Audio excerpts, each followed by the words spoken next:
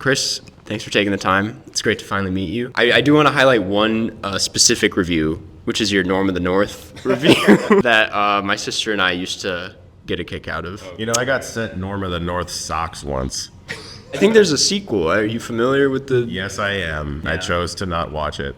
That's probably wise. Wise. But bless Norm of the North and the religion of Norm of the North. This has kind of been like the most ideal feature film experience someone could have. You had a record-breaking Kickstarter campaign, as far as I know, and got picked up by Neon. Do you feel like you've made it as a filmmaker by now? Like, what does that mean to you? I don't. I don't know that anyone really does. I talked a lot with Mike about this, Mike Flanagan, and he's made a lot more stuff than me. I think he said it was about 5 or 6 years into his career when he finally sat down and was like, I think I have some stability. And it's just because the chosen career of working in any type of art, whether you're a painter or, author, it never feels concrete. It always feels like it can just vanish, like it can just go away. And so no, absolutely not. I don't. And I also think it's dangerous to feel that way. I think it's dangerous to be like, well, I'm done. I did it. I've completed my mission. I think you need to always be hungry. I mean, I was gonna ask, like in relation to your YouTube channel, do you see yourself doing YouTube well after this? Yes, I have no plans to quit my channel. I mean, first off, I still have fun with it. Like I've already shot like ahead of time. I don't know when this is gonna air, but I've already shot like 8 Halloween specials. It's the 13th annual special. Mm-hmm. How could I not do the 13th one? It's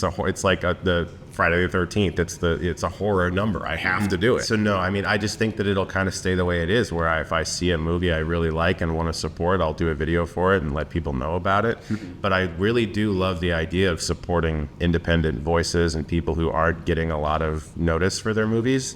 I'll still talk about big stuff I love, but like there's movies like Bone Lake and Good Boy coming out, like stuff like that I just feel like these people are just making movies by the skin of their teeth, and I understand exactly how that feels. And I love the idea of continuing to support filmmakers. I noticed that on your channel in recent years. Like, I feel like you've been covering a lot more indies. The channel has obviously moved in a very positive direction. I was wondering what the choice was behind that. It's a weird position to be in, moving into the industry and also being a critic. It's certainly like uncomfortable. Yeah. And so I'm wondering kind of what that experience has been like and how it's affected your channel. Yeah, I mean, I think it was 2021, so it's been 4 years that I announced that I would no longer talk about films I didn't like. So like, I mean, you could say that I technically retired from film criticism because I'm obviously not criticizing as much.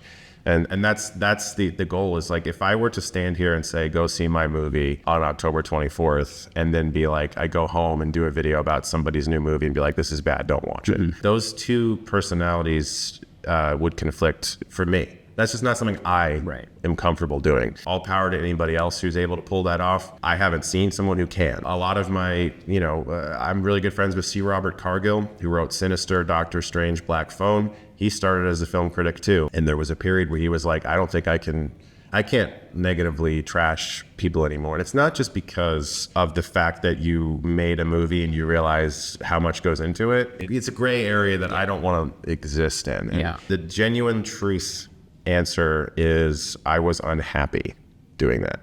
And I was not a happy person when I would have to talk negatively about somebody's movie on camera. And it was affecting me emotionally, and I just didn't want to do it anymore. I also have to say, like, I think positive film criticism can be just as like thoughtful and significant as negative film criticism. It's like you can be positive and still do your job really well. If I see a film that doesn't jive with me, I just don't do a video for it. I don't get on camera and pretend to like movies. Yeah. I really only talk about movies I like. Yeah. And there's plenty of films I see where I'm like, yeah, okay. And I just don't do a video. I know that you use a lot of found footage in the movie, but I'm wondering if there's anything from your experience online as like an internet personality that you brought into the film. Early YouTube is a big proponent to the story. Like when YouTube was first kind of around, which is close to when I started. And the feel of the platform at the time, it felt like there was this endless sense of discovery that was there. It was just this new infant platform that could become anything. And I really missed that, where it was just like these really excited people who they weren't making videos for money. They were just publishing things on YouTube that inspired them, that excited them. Monetization was not a word you heard a lot. You know, ad revenue wasn't a thing really that people talked about in those early years. And I missed that. And I wanted to sort of capture the endless sense of discovery that this YouTube channel, Paranormal Paranoids, had. And that sort of feel where it was like you could be amateur, you could just kind of shoot things off the cuff and people would watch. Do you watch a lot of film YouTube these days? Are you like, where do you see the specific subgenre going? Because I mean, like you said, I feel like things have changed so much, and I've noticed in what I do, it's like there's like 8-minute long reviews, kind of like what you do, and it's like I feel like now everything's either like short form or like podcasts, and it's a weird lane to be in. I'm curious, like, how you feel about that, like where you think things are going with online film criticism. There's obviously Letterboxd too, but yeah, no, I watch a ton of people. I don't think I ever really stopped. I probably watch more now than I used to, actually. Just because part of me had to realize when I turned like 35, 36, I'm 37 now.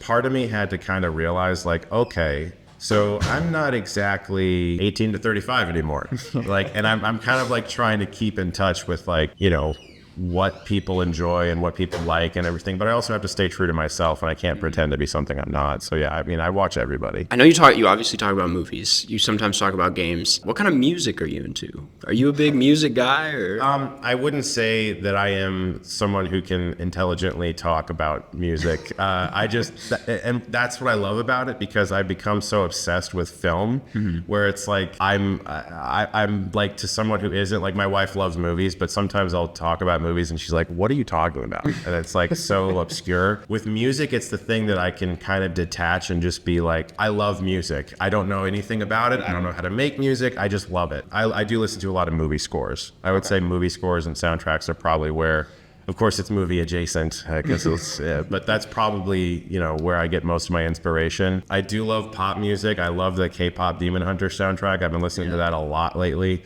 way too much. We just saw it twice at Lollapalooza, and they were great. That's amazing. I think the only things that I've never been able to really get into that much is I just can't really get into country. I've tried. I live in Ohio. There's a lot of people who play it. And I'm always like, no, I just can't get into it. Could you expand a bit more on the found footage thing, like why you chose to go that route? Because I feel like it's a really interesting subgenre of horror these days. I did a whole video about like how it's constantly evolving, especially with, you know, Teslas are full of cameras, and like there's cameras literally everywhere. It's always been like a really fascinating subgenre to me, and I'm wondering why you thought you wanted to bring it to this film. Yeah, I mean, it's not just out of budgetary necessity. Those were like the earliest reasons. What, like before the movie existed and as a script, I was like, maybe I'll just try this. But for me, it's like we live in a mixed media world. We live in a world where we get our information from TikTok, from YouTube, from the television, from Google. You know, we don't just like pick one thing and that's where we get all of our information.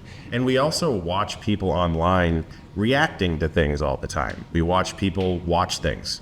And so I really love the idea of sort of trying to create an emotional experience in a film that relates to how nowadays we experience media, which isn't just through one tunnel. Like we're getting it from all different places. And found footage does feel like there's still more to explore in that subgenre. It, you know, the idea of the term basically denotes that someone discovered a piece of footage and now we're watching it. But like there's new ways to do that now. I want to ask if you have any advice specifically for people online that are looking to go into the film industry and make their own films. I don't know if you had the same experience, but it's been a really interesting experience, like learning and failing for an audience. Like usually when people get into filmmaking, it's like they can make their mistakes and experiment in private and no one's really watching what they're making. But like when you're certainly a film critic, I feel like people are very quick to, you know, criticize your work. I'm wondering if you have any advice for people trying to make that leap. Listen, I mean, I think that all filmmakers in the future are going to have some kind of digital trail. There's not going to be any new filmmakers in 10 years that never posted anything online. That seems hard to believe. And I think that the thing that, like, for me, that I always had to keep in mind was ignore that. Like, if there was going to be any undue or unwarranted pressure, you have to ignore that because it doesn't do anything for your story, for your film. It does nothing for that. You have to just do your best to make the best film you can and shut out the voices. And I have plenty of my own voices that try to beat me down and keep me from doing something. It's a constant battle. I am my own harshest critic. I think most of the things that I do or write is not good. It takes a very long time for me to get to a place where I'm comfortable with whatever it is that I'm gonna post. Like I did that Jehovah's Witness video, 5 or 6 years ago. I must have watched that 15 times before I published it because I just was so sure. I was like, this is not gonna go over well. And I was just terrified of making that leap. And I think that it's the same with anybody who's going from one thing to another or just trying to make a movie or whatever. There's a lot of pressure, but you just kind of have to do it because you can't wait until you're quote unquote ready, because then you're just going to continuously be like, well, I'm not ready yet for whatever this thing is. You just kind of have to jump into the deep end and do it. Chris, thank you so much for taking the time. Really appreciate it. For sure. Awesome.